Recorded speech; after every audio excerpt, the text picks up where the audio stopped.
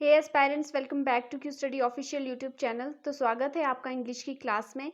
आज इंग्लिश की क्लास में हम करने जा रहे हैं क्लॉज टेस्ट। तो स्टार्ट करते हैं आज की क्लास को। तो हमारे पास ये पैरा दिया गया है, इसके बीच में ब्लैंक्स दिए गए हैं, साथ ही आपको इन ब्लैंक्स के नीचे ऑप्शन दिए गए हैं। तो हमने जो अप्रोप्रिएट वर्ड होगा वो हमने ब्लैंक में भरना है, ठीक है। इसमें आपको टोटल 5 ब्लैंक दिए गए हैं और 5 ही आपको ऑप्शन दिए गए होंगे हर एक ब्लैंक के। तो आपने ब्लैंक में वही वर्ड पुट करना है जो आपके पैरा के अकॉर्डिंग एकदम सुटेबल होगा, एकदम अप्रोप्रिएट होगा, ठीक है। तो सबसे पहले हम देख लेते हैं कि पैरा है किस बारे में। तो फटाफट से इसको देख लेते हैं ये किस बारे में है, इसके बारे में पढ़ लेते हैं, थोड़ा थोड़ा आइडिया ले लेते हैं कि ये पैरा है किस बारे में। Every year March 8 dash international women's day across the world. The day is dedicated to honor the achievements of women across different fields and to push for gender equality. तो इस पैरा का idea हमें starting से ही पता चल रहा है कि इसमें इंटरनेशनल वीमेंस डे के बारे में बात की गई है, जेंडर इक्वालिटी के बारे में बात की गई होगी। तो अब करते हैं इस पैरा को सॉल्व। देख लेते हैं फर्स्ट ब्लैंक में क्या आएगा। Every March 8 dash international women's day across the world. हर साल मार्च 8 को क्या किया जाता है इंटरनेशनल वीमेंस डे, पूरे संसार में क्या किया जाता है इंटरनेशनल डे को, ये हमें बताना है। तो ऑप्शन देख लेते हैं हमारे पास। ऑप्शन हमारे पास फर्स्ट ब्लैंक के हैं सेलिब्रेटेड, सिग्निफाई, मार्क्स, रिकॉग्नाइज्ड। तो देख लेते हैं इनमें से कौन सा ऑप्शन जो है वो सही होगा। तो फर्स्ट को भर के देखते हैं पहले। Celebrated, every year March 8 celebrated international women's day across the world. तो इसका मीनिंग क्या हो रहा है, अगर हम सेलिब्रेटेड पुट करेंगे तो इसका मीनिंग क्या हो रहा है कि हर साल जो है मार्च 8 सेलिब्रेट करता है किसको, इंटरनेशनल वीमेंस डे को पूरे संसार में। सेलिब्रेटेड की जगह अगर यहाँ होता every year March 8 is celebrated as international women's day across the world, तो हमारा ये बिल्कुल सही होता। तो यहाँ सेलिब्रेटेड का यूज बिल्कुल गलत है। नेक्स्ट हमारे पास है सिग्निफाई। सिग्निफाई को देख लेते हैं। Every year March 8 signify international women's day across the world. तो सिग्निफाई हमारे पास क्या है, सिग्निफाई क्या होता है, बताता है, दर्शाता है। तो यहाँ एवरी ईयर मार्च 8, तो हमें क्या चाहिए, वर्ब कैसी चाहिए, हमें सिंगुलर वर्ब चाहिए। सिग्निफाई क्या है, एक प्लूरल वर्ब है। एंड सिग्निफाइज सिंगुलर कैसे बनेगा, अगर हम उसके साथ आईएस लगा देंगे, सिग्निफाइज। अगर यहाँ होता सिग्निफाइज तो ये बिल्कुल सही होता, लेकिन यहाँ सिग्निफाई है तो वो बिल्कुल गलत हो रहा है, इसलिए हमारा सिग्निफाई भी यहाँ से गलत हो जाएगा, सेलिब्रेटेड भी गलत हो गया। नेक्स्ट हमारे पास है मार्क्स। तो इसको देख लेते हैं। Every year March 8 marks international women's day across the world. तो मार्क्स का यूज जो है यहाँ पे सुटेबल हो रहा है कि हर साल मार्च 8 को क्या बनाया जाता है, इंटरनेशनल वीमेंस डे मनाया जाता है पूरे संसार में। तो ये बिल्कुल सही है।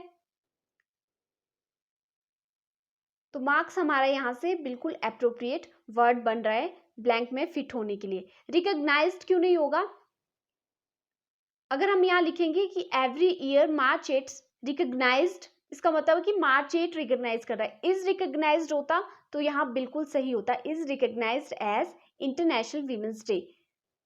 तो आई होप आपको ये क्लियर हुआ है। नेक्स्ट हमारे पास है the day is dedicated to honour the achievements of women across different fields and to push for gender equality. तो ये दिन किस लिए मनाया जाता है, किस लिए डेडिकेटेड है ये, कि जो विमेन है हमारे अक्रॉस द वर्ल्ड, उन्होंने डिफरेंट फील्ड्स में जो अचीवमेंट की है उनके लिए ये दिन मनाया जाता है। साथ ही जेंडर इक्वालिटी जो है कि आपस में हर एक जेंडर को क्या मिले, इक्वल राइट्स मिले, उसके लिए भी ये दिन मनाया जाता है। जेंडर इक्वालिटी को एक पुश मिले उसके लिए भी ये दिन मनाया जाता है। The event which has it dash in the early 1900s socialist feminist movements is now recognized and celebrated across different parts of the world। तो ये बोल रहा है कि ये event which has its dash, तो हमें बताना है क्या, अर्ली 1900s में इसका क्या हुआ था वो हमें बताना है।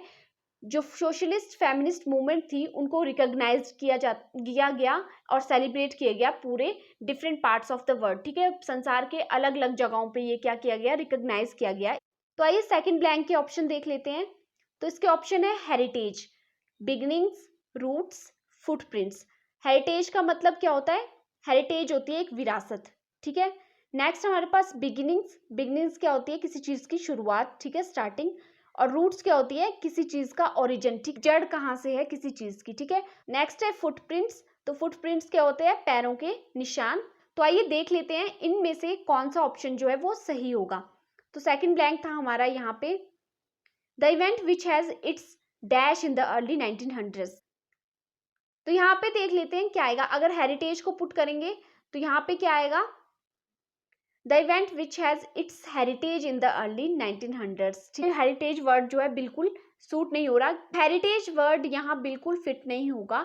हेरिटेज का मतलब क्या होता है, पुराने टाइम का कोई विरासत टाइप, तो हेरिटेज हमारा यहाँ से नहीं होगा। नेक्स्ट देख लेते हैं, नेक्स्ट है बिगिनिंग्स। बिगिनिंग्स को पुट करेंगे अगर हम यहाँ पे तो क्या आएगा, the event which has its beginnings in the early 1900s socialist feminist movements. ठीक है, तो यहाँ पे बिगिनिंग का मतलब क्या होता है, जिसकी शुरुआत हुई थी कब, 1900s की जो सोशलिस्ट फेमिनिस्ट मूवमेंट्स थी वहां पे जब इसकी शुरुआत हुई थी, तो उसके बाद जो है इसको क्या किया जाता है, आज उसको रिकॉग्नाइज किया जाता है, सेलिब्रेट किया जाता है different parts of the world में। तो बिगिनिंग्स यहाँ हो सकता है, तो इसको अभी ऐसे रहने देते हैं, बाद में चेक करेंगे। नेक्स्ट ऑप्शंस को देख लेते हैं। तो नेक्स्ट ऑप्शन है हमारे पास रूट्स।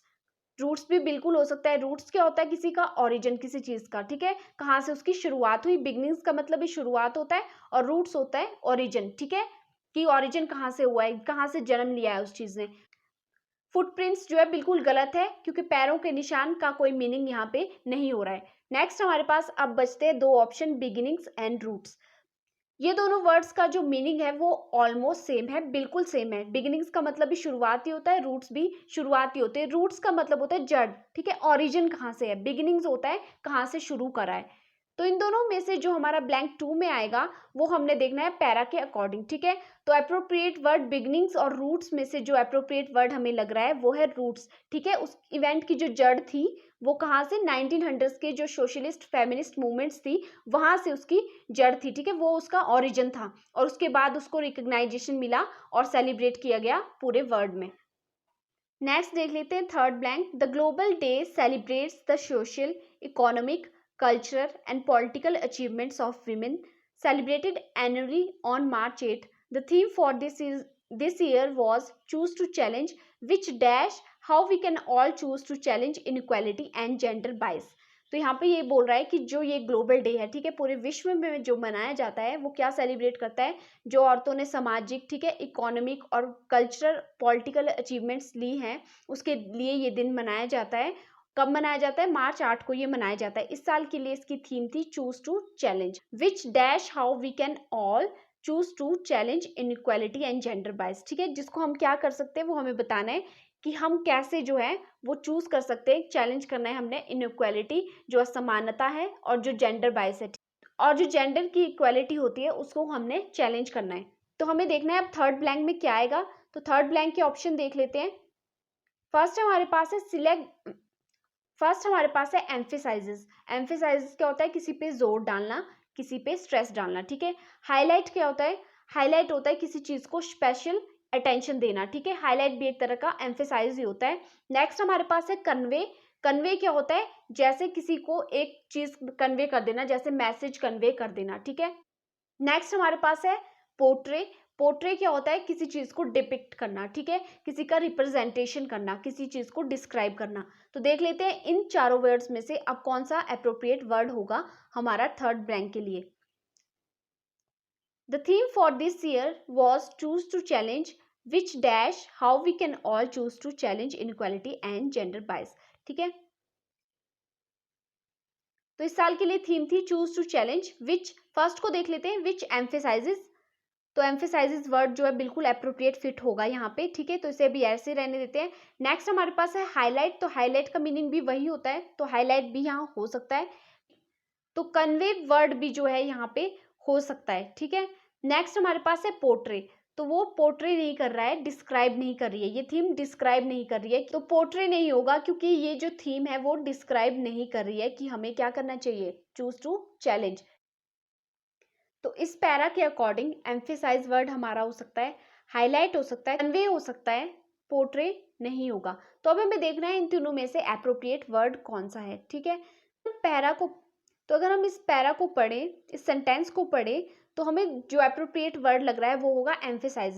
ठीक है, जैसे the global day celebrates the social, economic, cultural and political achievements of women, celebrated annually on March 8th. The theme for this year was choose to challenge, which emphasizes, तो हमारे पास जो word बचते हैं जो fit हो सकते हैं इस ब्लैंक में, वो है एम्फेसाइजेस, हाईलाइट एंड कन्वे। अब एक बार फिर से ब्लैंक में देख लेते हैं, उस सेंटेंस को पढ़ लेते हैं कि इन तीनों में से कौन सा वर्ड यहाँ पे आएगा।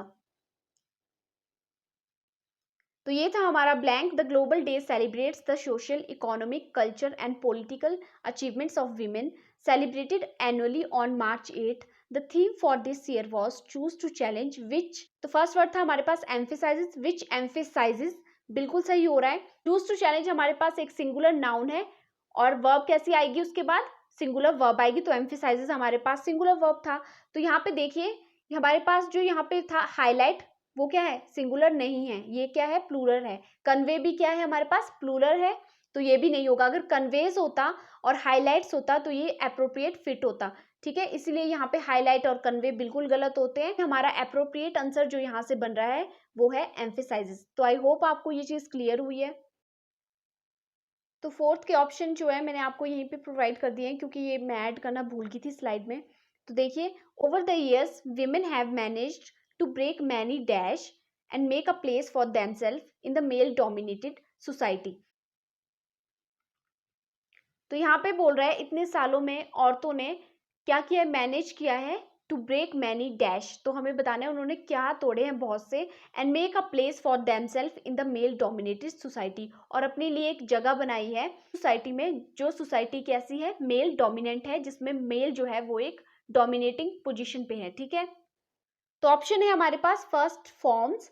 Over the years women have manage to break many forms. तो बहुत तरह के तरीके, फॉर्म्स क्या होता है, किसी चीज का तरीका, ठीक है, प्रकार। तो औरतों ने बहुत सारे प्रकार नहीं तोड़े हैं, ठीक है, बहुत सारे तरीके नहीं तोड़े हैं। तो फॉर्म्स यहाँ से हमारा बिल्कुल कैंसिल हो जाएगा। नेक्स्ट हमारे पास है believes. Over the years women have manage to break many believes, ठीक है, बहुत से विश्वास जो है वो तोड़े हैं। तो इसे अभी ऐसे रहने देते हैं। नेक्स्ट चेक करते हैं। नेक्स्ट हमारे पास है सुपरस्टिशंस। सुपरस्टिशंस क्या होता है, अंधविश्वास। Over the years women have manage to break many superstitions, ठीक है। तो यहाँ सुपरस्टिशंस की तो बात ही नहीं हो रही है, ठीक है, अंधविश्वास की बात ही नहीं हो रही है, तो अंधविश्वास वाली बात यहाँ पे बिल्कुल नहीं आएगी। तो सुपरस्टिशंस जो है बिल्कुल कैंसिल हो जाएगा। नेक्स्ट हमारे पास है over the years women have manage to break many stereotypes. Stereotypes क्या होते हैं, एक तरह का जो बिलीफ होता है, ठीक है, एक सेट ऑफ रूल्स होता है, उसको क्या कर दिया है, तोड़ दिया है, ठीक है। बिलीफ और स्टीरियोटाइप्स में से जो हमारा मोस्ट अप्रोप्रिएट आंसर है वो है स्टीरियोटाइप्स। स्टीरियोटाइप्स क्या होता है, एक स्टैंडर्ड होता है, ठीक है, एक पर्टिकुलर स्टैंडर्ड जो होता है, सेट ऑफ रूल्स होते हैं, उनको तोड़ा है, उनको स्टीरियोटाइप्स को ब्रेक किया है। तो स्टीरियोटाइप्स जो है हमारा यहाँ से एप्रोप्रिएट आंसर बनता है। बिलीफ यहाँ नहीं होगा, ठीक है, विश्वासों की यहाँ बात नहीं हो रही है। स्टीरियोटाइप्स में विश्वास भी इंक्लूड हो रहे हैं, जो गलत तरह के विश्वास थे लोगों के, ठीक है, एक सेट ऑफ रूल्स था, एक सेट ऑफ बिलीव्स था, उनको तोड़ा है। नेक्स्ट देख लेते हैं। However, we still have a long way to go to bridge the gap between the two genders। तो यहाँ पे बोल रहा है लेकिन अभी भी हमें क्या जाना है, बहुत आगे जाना है, क्योंकि ये जो गैप है दो जेंडर्स के बीच, इन गैप को भरने के लिए अभी बहुत लंबा रास्ता है, अभी हमें बहुत मेहनत करनी पड़ेगी। Next, women's day not only helps us recognise how far we have come but also marks a call to action for accelerating gender dash. यहाँ पे बोल रहा है विमेंस डे ना कि ओनली हेल्प करती है कि हम क्या करें, रिकग्नाइज करें, उस चीज को समझे कि हम कितना आगे आ गए हैं, but also marks a call to action for accelerating gentle dash. लेकिन हमें क्या रियलाइज करवाता है कि अभी एक्शन की बारी है, किस लिए, फॉर एक्सीलरेटिंग जेंडर डैश। तो देखते हैं फिफ्थ ब्लैंक में हमारे पास क्या आएगा। तो फिफ्थ के ऑप्शन है हमारे पास इनइक्वालिटी, जेंडर इनइक्वालिटी। इक्वालिटी क्या होती है, असमानता। पैरिटी क्या होती है, इक्वालिटी मतलब समानता, इक्वल स्टेटस, ठीक है। नेक्स्ट है आइडेंटिटीज। आइडेंटिटीज क्या होती है, पहचान। डी है हमारे पास रिलेशन। रिलेशन क्या होता है, संबंध।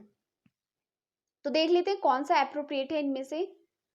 तो हमारे पास यहाँ पे क्या बोल रहे हैं, women's day not only helps us to recognise how far we have come but also marks a call to action for accelerating gender dash. जो जेंडर डैश है उसको क्या करने के लिए, बढ़ाने के लिए, ठीक है, स्पीड अप हो। क्या होगा, जेंडर इनइक्वालिटी तो नहीं होगा, ठीक है, जेंडर इनइक्वालिटी को तो बढ़ाना नहीं है, तो इनइक्वालिटी हमारा यहाँ से बिल्कुल गलत हो गया। हमारे पास पैरिटी, ठीक है, जेंडर इक्वालिटी को क्या करना है, एक्सीलरेट करना है, तो ये बिल्कुल सही हो रहा है। नेक्स्ट हमारे पास है जेंडर आइडेंटिटीज, ठीक है। तो आइडेंटिटीज की बात यहाँ नहीं हो रही है। तो इस पैरा में बात किस बारे में हो रही थी, विमेंस डे के बारे में, और साथ ही जो जेंडर इनइक्वालिटी है उसको कैसे खत्म करना है और जेंडर इक्वालिटी को एक्सेलरेट करना है। तो आइडेंटिटीज की यहाँ पे बिल्कुल बात नहीं हो रही है, रिलेशन की भी यहाँ बात नहीं हो रही है। तो हमारा जो अप्रोप्रिएट आंसर है वो है पैरिटी, इक्वालिटी, जेंडर इक्वालिटी। तो ये था आज के लिए आपका क्लॉज टेस्ट। तो आई होप आपको ये हेल्पफुल लगा होगा। तो आपके लिए एक होमवर्क है, ये आपका क्लॉज टेस्ट है, इसको आप मुझे कमेंट बॉक्स में आंसर करेंगे कि यहाँ पे क्या आंसर आएगा। यहाँ पे आपको ऑप्शन दिए गए हैं,